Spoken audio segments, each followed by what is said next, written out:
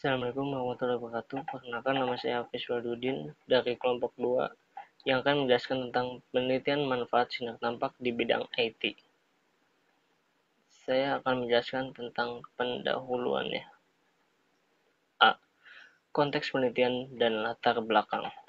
Di era globalisasi saat ini, peran IT sangat penting. Banyak sekali kegiatan manusia yang perlu menggunakan IT seperti handphone, TV, laptop, dan banyak lagi. Alat-alat IT seperti handphone, TV, dan laptop merupakan alat yang paling sering digunakan pada saat ini, dan alat-alat IT tersebut pun menggunakan cahaya tampak. Pada spektrofotometer sinar tampak, sumber cahaya biasanya menggunakan lampu tungsten yang sering disebut lampu Wolfram.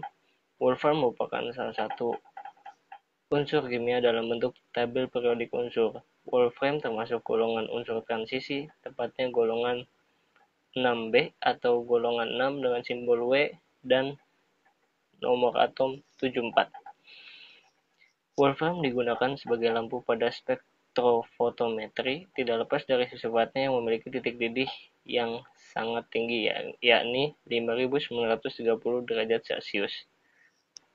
Gambar dua jenis spektronik 20 yang bekerja pada rentang panjang gelombang sinar tampak. Gambar atas merupakan spektronik 20 lama yang sudah jarang bahkan mungkin tidak diproduksi lagi. B. Fokus penelitian atau rumusan masalah. Fokus penelitian dan rumusan masalah tersebut antara lain: A. Pengertian apa pengertian cahaya tampak. B. Apa manfaat cahaya tampak. C. Apa saja warna cahaya tampak pada bidang IT. Yang D. Cara kerja cahaya tampak pada bidang IT. Dan yang E. Apa saja bahaya cahaya tampak pada bidang IT. Tujuan penelitian ini adalah mengetahui pengertian dari cahaya tampak, memahami manfaat cahaya tampak, mengetahui cara kerja cahaya tampak, dan memahami warna-warna cahaya tampak. Yang D. Kegunaan penelitian dapat memperluas ilmu dan wawasan penulis dan pembaca mengenai cahaya tampak dan mempermudah dalam pencapaian tujuan yang diharapkan. Assalamualaikum warahmatullahi wabarakatuh. Saya Dinda Kanita Nara, kelas 12 IPA 5 dari kelompok 2. Dalam bab ini diuraikan tentang teori-teori yang diambil dari beberapa literatur yang menyangkut tentang manfaat sinar tampak di bidang IT.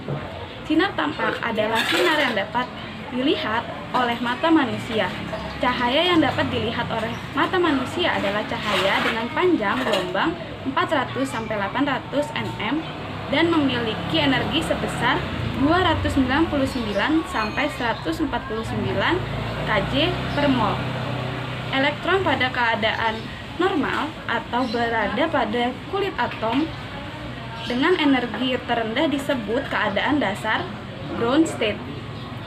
Energi yang dimiliki sinar tampak mampu membuat elektron tereksitasi dari keadaan dasar menuju kulit atom yang memiliki energi lebih tinggi atau menuju keadaan tereksitasi.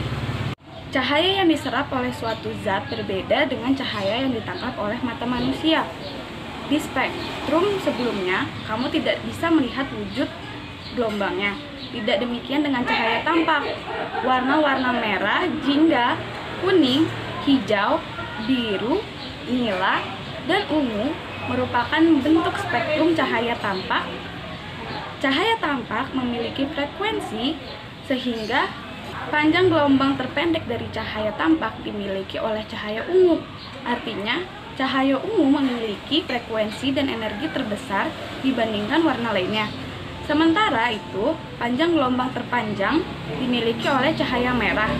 Aplikasi cahaya tampak bisa kamu lihat pada laser. Dalam alat teknologi informasi, yang memancarkan cahaya tampak ialah laptop.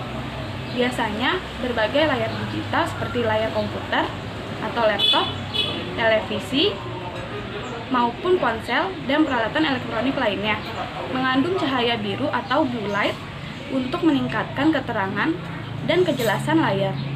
Beberapa jenis pencahayaan modern seperti lampu LED atau light emitting diode dan CFL atau compact fluorescent lamps juga menggunakan sinar biru dalam level yang tinggi. Dalam bab ini memaparkan jenis data, teknik pengumpulan data, serta metode analisis data dalam menyusun laporan penelitian mengenai manfaat cahaya tampak di bidang IT. Fokus penelitian kali ini berfokus untuk menjelaskan manfaat dari cahaya tampak di bidang IT.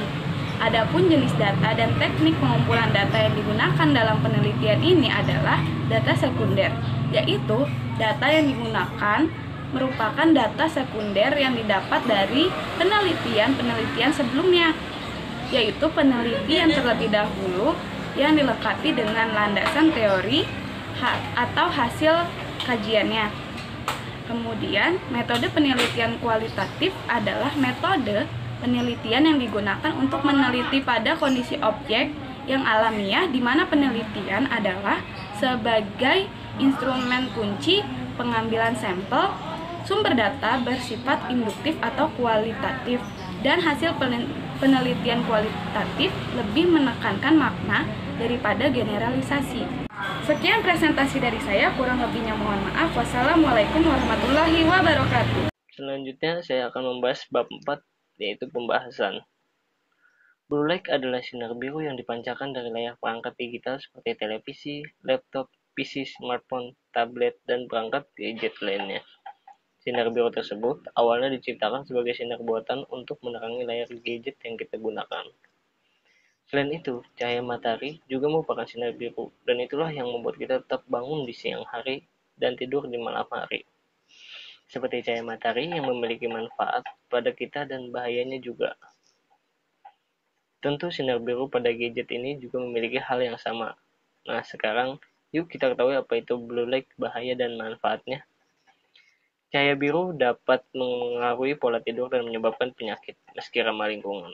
Beberapa jenis pencahayaan modern seperti LED, light emitting diode, dan CFL compact fluorescent lamps pun menggunakan sinar biru dalam level tinggi. Cahaya biru merupakan salah satu penyusun cahaya matahari. Cahaya biru dapat membuat kita produktif, fokus, serta memengaruhi jam bangun dan tidur kita. Pada siang hari, cahaya biru bermanfaat dalam meningkatkan perhatian dan mood seseorang. Selain itu, cahaya biru dari matahari pun berperan dalam pengaturan siklus tidur alami seseorang, circadian rhythm. Maka dari itu, secara normal di pagi hari, kita merasa segar dan merasa ngantuk pada malam harinya. Hal tersebut karena stimulasi cahaya biru dan matahari. Namun, jika terus-menerus terpapar, akan jadi berbahaya. Terdapat beberapa dampak dari cahaya biru, yaitu diantaranya 1. Kerusakan retina. Mata manusia tidak memiliki proteksi yang cukup dari paparan cahaya biru dibandingkan dengan warna cahaya lain. American Macular Degeneration Foundation memperingatkan bahwa kerusakan retina yang disebabkan sinar biru dapat menyebabkan degenerasi makula. Yang kedua, merusak siklus tidur alami. Sinar biru mengganggu produksi hormon melatonin yang membantu mengatur siklus tidur.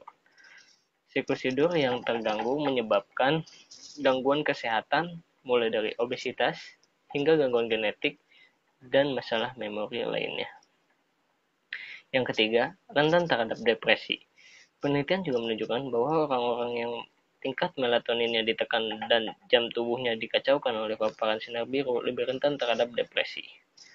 Cara mengatasinya dapat dengan cara menghindari ponsel dalam kegelapan atau mengatur tingkat pencahayaan pada ponsel. Walaupun cahaya biru memiliki manfaat tertentu, kalian pun harus sadar akan bahayanya. Sebaiknya kalian dapat mengatur waktu untuk mengontrol penggunaan ponsel ataupun alat digital lainnya, agar tidak terjadi hal yang mengganggu kesehatan khususnya pada mata. Saya Zara Hanifah. Kesimpulan dan saran. Kesimpulan dari makalah tersebut ialah dalam alat teknologi informasi yang memancarkan cahaya tampak, salah satunya ialah laptop. Laptop mengandung cahaya biru atau blue light untuk meningkatkan keterangan dan kejelasan layar. Beberapa jenis pencahayaan modern seperti lampu LED dan CFL juga menggunakan sinar biru dalam level yang tinggi. Terdapat berbagai macam bahaya dan manfaat dari sinar biru pada laptop. Secara ilmiah, sinar biru akan mengurangi produksi hormon perangsang tidur atau melatonin. Sinar biru bisa sangat bermanfaat bagi kita. Bisa membuat kita bisa semakin produktif, fokus, dan terjaga meski badan terasa lelah. Selain itu, sinar biru juga mampu memengaruhi jam tidur dan jam bangun kita. Walaupun sinar biru memiliki manfaat, tentu kita juga sadar betul akan bahayanya bagi mata kita. Sebaiknya atur waktu penggunaan gadget agar tidak terjadi hal yang tidak mengganggu kesehatan khususnya mata. Cara mengatasinya ialah dengan cara menghindari penggunaan ponsel dalam kegelapan atau mengatur tingkat kecahayaan pada laptop atau ponselnya. Saran: semoga laporan penelitian ini dapat berguna dan bermanfaat bagi kita semua, sehingga pembaca dan penulis dapat memiliki pengetahuan tentang manfaat cahaya tampak di bidang IT. Selanjutnya, bab 6 adalah penutup. Demikian analisa kami mengenai laporan penelitian tentang manfaat cahaya tampak di bidang IT. Semoga penelitian ini bisa bermanfaat bagi pembaca dan bisa menambah wawasan pembaca mengenai manfaat cahaya tampak di bidang IT. Kami menyadari bahwa masih banyak kesalahan dan kekurangan dalam laporan penelitian ini. Kami juga mohon maaf jika ada kesalahan kata dan pengucapan. Semoga penelitian ini dapat bermanfaat bagi kita semua. Terima kasih. Wassalamualaikum warahmatullahi wabarakatuh.